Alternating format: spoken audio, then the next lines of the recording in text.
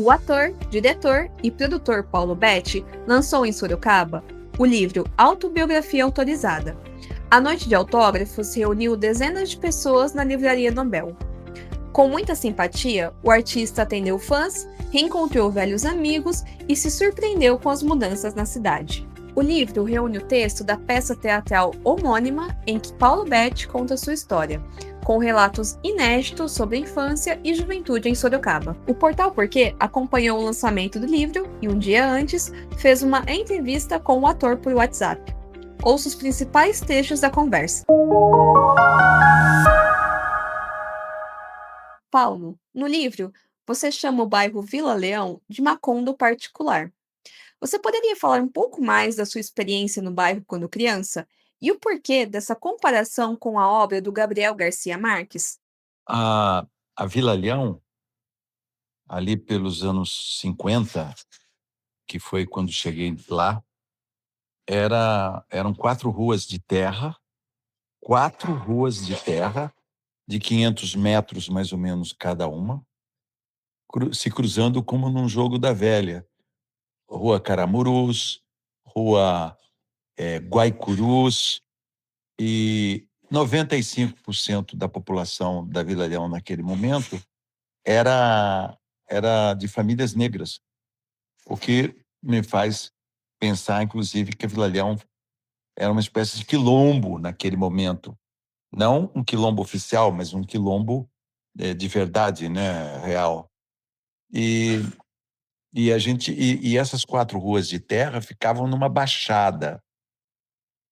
Então, era como que se fosse um lugar especial, por isso que eu digo Macondo como uma na obra do Garcia Marques, é um lugar meio mágico, não é? E a Vila Leão era cheia de encantos. As ruas eram de terra, mas havia jogos, brincadeiras, hã, batuque, 3 escolas de samba saíam da Vila Leão. Eu cheguei na Vila Leão em 1955, tinha 3 anos de idade.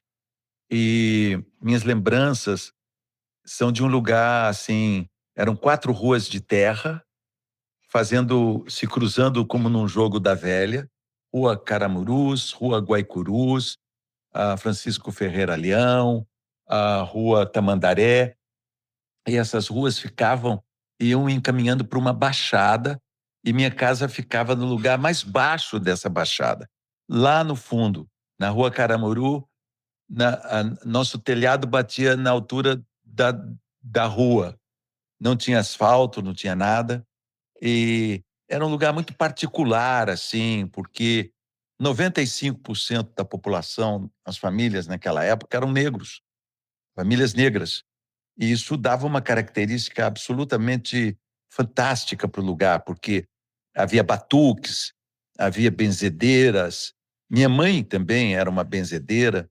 Então por isso que eu digo que Macondo era especial, como se fosse um lugar como Macondo no livro do Gabriel Garcia Marques, que era um lugar muito mágico, a Vila Leão naquele momento. Você estará na cidade para o lançamento do livro e apresentação da peça. O que o público pode esperar dessas duas formas de arte em que você conta a sua história? A diferença entre o livro e a peça é que a peça é mais resumida, né, porque na linguagem do palco, se fica muito extenso, o público acaba indo embora. E no livro não. No livro eu me debruço sobre cada assunto e estendo os assuntos, deixo eles correrem mais à vontade, não é. É curioso que a peça veio antes do livro. Normalmente, né, uma peça se baseia num livro. Nesse caso, eu fiz primeiro a peça e depois o livro. Foi esse o processo.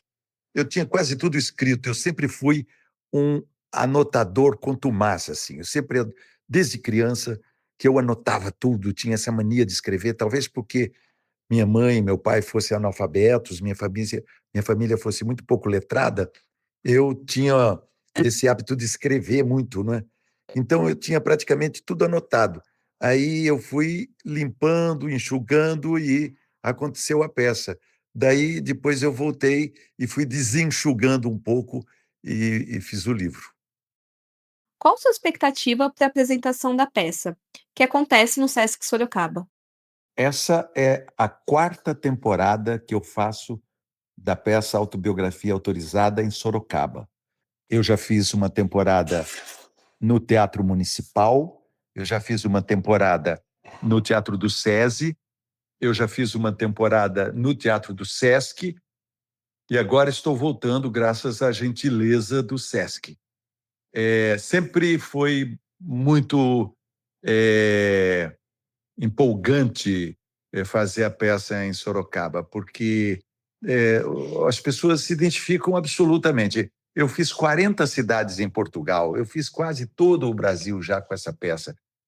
E em todos os lugares existe uma identificação do público, porque existem coisas básicas que são comuns, né? A trajetória do homem que sai da roça, vai viver na cidade e tal. Mas em Sorocaba, há, há uma identificação ainda maior, muito mais forte, né? Porque eu me refiro aos locais da cidade, né? Eu falo de nomes, de pessoas, de ruas, de eventos que aconteceram na cidade.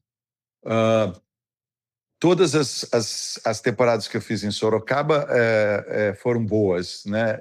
Essa vai ser também muito emocionante e já estamos com os ingressos todos vendidos, então eu estou muito feliz com isso e vamos fazer o público de Sorocaba rir, se divertir, se emocionar com a peça.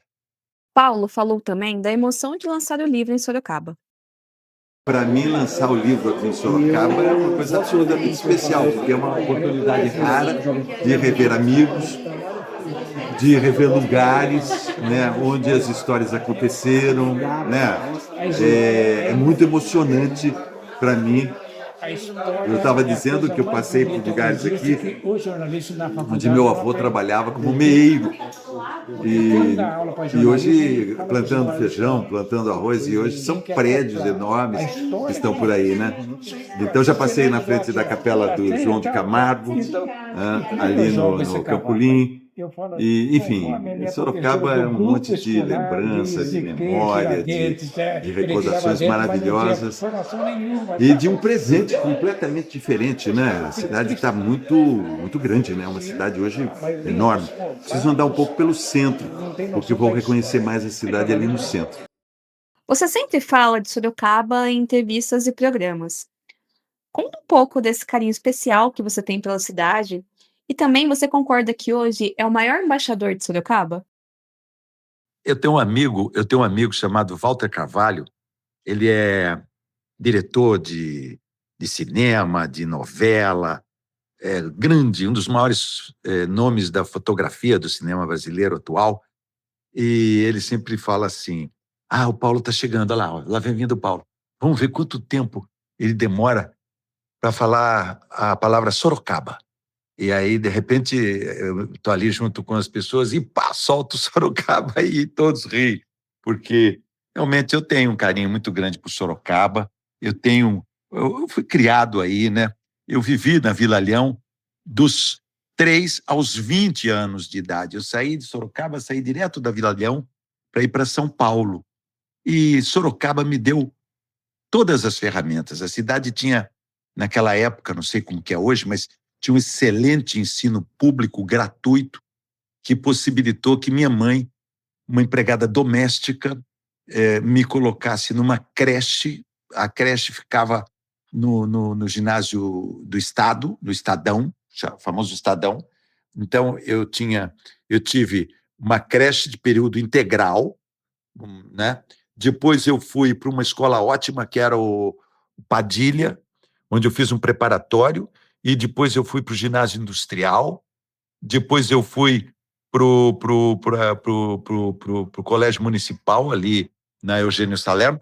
Quer dizer, Sorocaba me deu tudo, não é? Uma educação e tudo mais. Embora eu fosse de uma família muito pobre, a cidade me ofereceu, como eu digo, régua e compasso. Não acho que eu sou nenhum embaixador da cidade, nem nada. Eu apenas sou mais um sorocabano. Sorocabano é sempre assim. Somos todos muito bairristas, né? Nós temos essa bobagem que é assim, achar que Sorocaba é incrível e tal, e coisa. Sempre nós estamos falando de Sorocaba. Mas não é uma bobagem, é uma realidade, né? O que eu sou embaixador é da igreja do Preto Velho João de Camargo, que fica ali no Campolim, que é uma das igrejas mais interessantes que existem no Brasil. Fiz até um filme chamado Cafundó, né, sobre essa capela do Bom Jesus, do Bom Fim da Água Vermelha, que é a igreja do Preto Velho João de Camargo. Então, isso realmente, eu sou embaixador dessa igreja. A entrevista completa pode ser conferida no site e nas redes sociais do Portal Porquê.